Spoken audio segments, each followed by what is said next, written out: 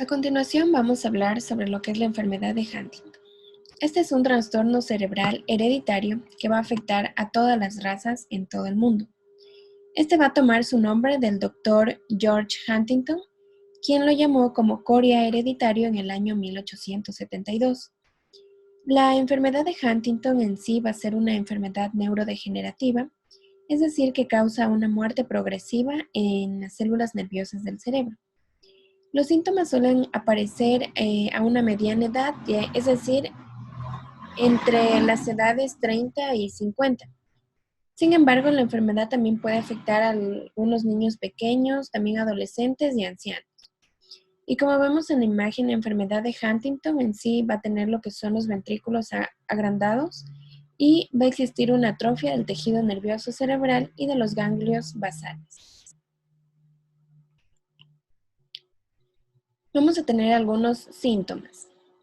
Los síntomas de la enfermedad de Huntington hay algunos que son fáciles de ver, como por ejemplo los movimientos involuntarios, y hay algunos que son menos visibles, como por ejemplo que una persona se olvide algo o también la impulsividad y depresión. Estos síntomas van a variar mucho de una persona a otra, incluso pueden variar en la misma familia. Pero también tenemos que los síntomas pueden cambiar en el tiempo mientras se va prolongando más la enfermedad. En sí, los síntomas que se van a tener son los movimientos espasmódicos o de contorsión involuntaria, la cual se la va a denominar como coria, los problemas musculares, que pueden ser la rigidez o contracturas musculares, que se la puede denominar también como distonía. Los movimientos oculares van a ser lentos. También la marcha, postura y equilibrio van a estar afectados. Y también va a existir una dificultad en lo que es el habla o también en tragar.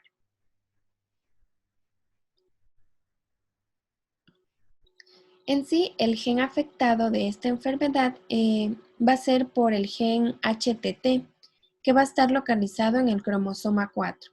El gen HTT tiene las instrucciones para poder producir una proteína, que la podemos ver en la imagen, la cual se la va a denominar como huntingtina. Y esta va a ser muy importante para las células nerviosas del cerebro, ya que se expresa esta también durante el desarrollo embrionario en algunas regiones del cerebro. En cuanto a las bases moleculares, tenemos que se debe a la presencia de una expansión anormal de lo que es el triplete CAG, y esta va a resulta patológica cuando un número de repeticiones va a superar el número 34. Es decir, cuando hay menos de 35 repeticiones, esta va a ser normal, no va a existir la enfermedad de Huntington. Sin embargo, cuando hay más de este número de repeticiones, de 34 repeticiones en adelante, se va a dar lo que es la enfermedad de Huntington y va a existir una proteína huntingtina mutada y va a ocurrir lo que es la degeneración de la neurona. Tenemos que hay una correlación directa entre la longitud del segmento repetido y también la precocidad.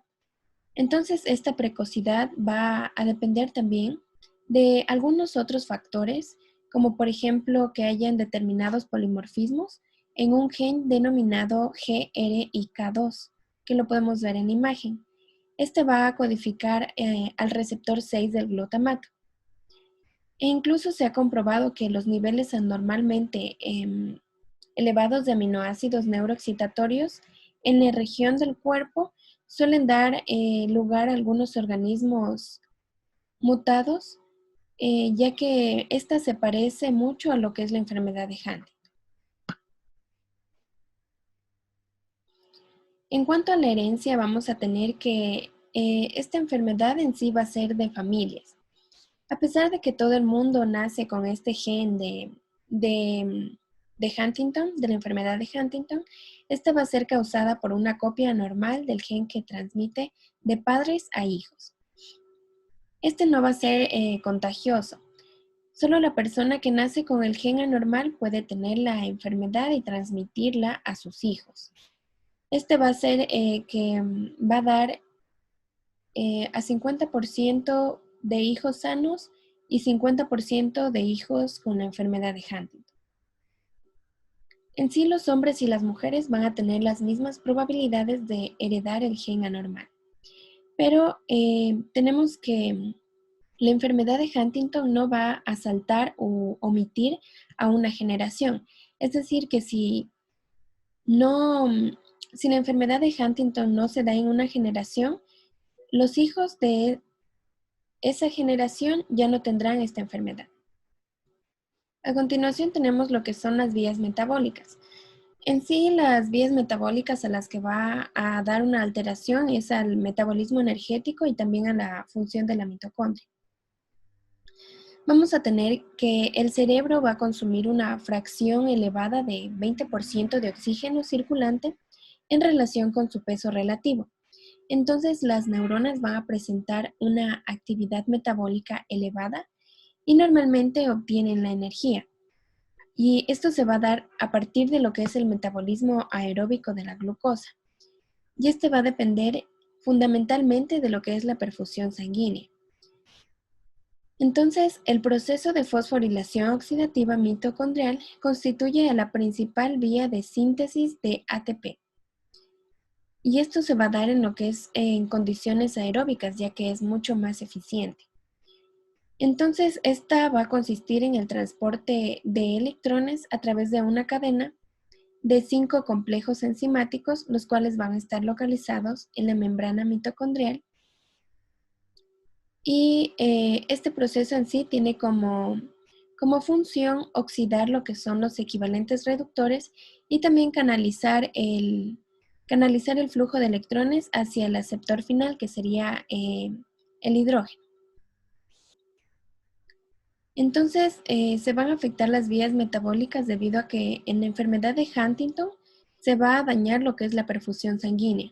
Entonces, estas dos vías se van a alterar. Tenemos que hay 3 etapas de la enfermedad de Huntington. Existe la etapa inicial, la etapa intermedia y la etapa tardía. En cuanto a la etapa inicial de esta enfermedad, vamos a tener que existen algunos movimientos involuntarios que anteriormente ya los hemos denominado como coria. También hay una dificultad para pensar cuando hay un problema y también los pacientes suelen tener una depresión o un estado de ánimo irritable. En sí, estos efectos de la enfermedad pueden hacer que una persona sea menos capaz de trabajar a su nivel habitual y no va a tener las mismas funciones de actividad que tenía anteriormente en su hogar. En la etapa intermedia, los trastornos del movimiento pueden convertirse en lo que es un gran problema, ya que en esta parte ya se van a necesitar lo que son terapistas físicos y ocupacionales para poder ayudar al control de movimientos voluntarios y poder hacer frente a los cambios de habilidades de pensamiento y razonamiento que se dan en esta etapa. También se da una disminución del habla y también la dificultad para tragar. Y esto puede requerir ayuda de una persona especializada para que especialmente de lo que es un patólogo del habla y lenguaje. Y las actividades ordinarias se vuelven mucho más difíciles de poder realizar. En la etapa tardía, la persona con la enfermedad de Huntington en sí se vuelve más dependiente de otros para su cuidado. El atragantamiento se va a convertir en un problema mucho más grande, va a ser muy grave. La coria se vuelve severa e incluso puede cesar. Y en esta etapa tenemos que las personas ya no pueden caminar y van a ser incapaces de hablar. Pero la mayoría de las personas en esta etapa todavía tienen la capacidad de comprender el lenguaje y poder conservar la conciencia, en parte. Pero ya cuando una persona muere por la enfermedad de Huntington, es generalmente por las complicaciones de la enfermedad, como por ejemplo la asfixia, las infecciones, el no poder comer, y en sí no se va a morir por la enfermedad, sino más bien por las consecuencias que trae esta enfermedad. A continuación tenemos los factores de riesgo. En sí, van a existir dos factores de riesgo muy importantes, que son Familiares con la enfermedad de Huntington, que quiere decir que el hijo de un padre que padece esta enfermedad tiene el 50% de probabilidad de poder heredar esta enfermedad. Y también la edad, que los síntomas van a comenzar en una edad promedio, como ya lo dije anteriormente, entre 35 y 50 años. Sin embargo, hay personas que pueden adquirir esta enfermedad de 20 años. Ya. En cuanto al diagnóstico molecular, tenemos que se ha podido diseñar lo que es una serie de técnicas moleculares capaces de poder realizar el diagnóstico. Una de estas es lo que es la reacción en cadena de polimerasa. Este puede ser el método de primera opción para poder estimar el número de repeticiones que hay en el triplete. Sin embargo, existen varios juegos de iniciadores, también amplificaciones y métodos de separación que han podido ser publicados, pero sin embargo este método a veces suele ser ineficiente. Esta ineficiencia ha llevado a cabo el uso de algunos aditivos químicos, como por ejemplo el dimetil sulfóxido, el glicerol o la formamida. Pero tenemos que esta utilización ha traído algunas consecuencias, ya que estas van a traer algunos problemas, como por ejemplo que el ADN que contiene el análogo de base migra más lento que el ADN que es intacto, por lo que el número de repeticiones del triplete puede ser sobreestimado. Por otra parte, tenemos que el ADN ya simplificado puede ser difícil de poder observar mediante tinciones convencionales, como por ejemplo la de bromuro de etirio, ya que el análogo de base altera su estructura electrónica e incluso puede impedir su fluorescencia. Entonces, algunos autores han recomendado lo que es la amplificación por PCR y que se vaya a utilizar en esta parte iniciadores marcados radiactivamente, para que estos luego puedan ser visualizados por lo que es la autorradiografía.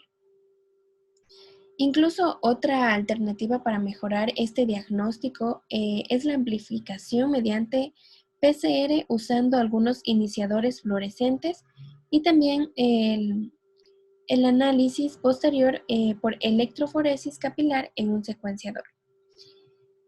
Incluso actualmente se han propuesto algunos procedimientos basados en lo que es la modificación del ADN, donde las citocinas no metiladas son convertidas en uracilo.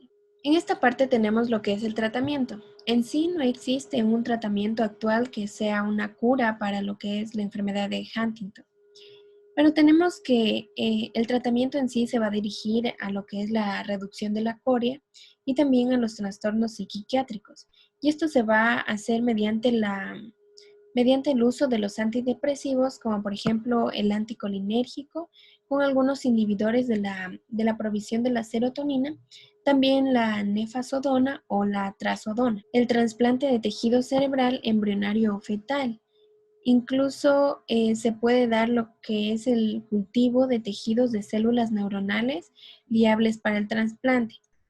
Sin embargo, todavía existen algunas cuestiones de técnicas y éticas importantes que van a dificultar que se realicen estos procedimientos. En conclusión, tenemos que la enfermedad de Huntington en sí va a ser un trastorno neurodegenerativo, el cual va a ser transmitido con un rango autosómico dominante. Este va a ser transmitido al 50% de los hijos, ya sean hombres o mujeres. También tenemos que el gen afectado va a ser el gen HTT, el cual va a producir una proteína huntingtina. Y tenemos que el diagnóstico de esta enfermedad en sí se debe hacer por lo que es el PCR Southern Blot, que ayuda mejor a diagnosticar esta enfermedad. También tenemos que se pueden utilizar algunos fármacos o algunos antidepresivos, pero se debe tener en cuenta que estos pueden traer efectos colaterales en lo que es el paciente. Y es por eso que se están realizando algunas investigaciones y eso es todo. Muchas gracias.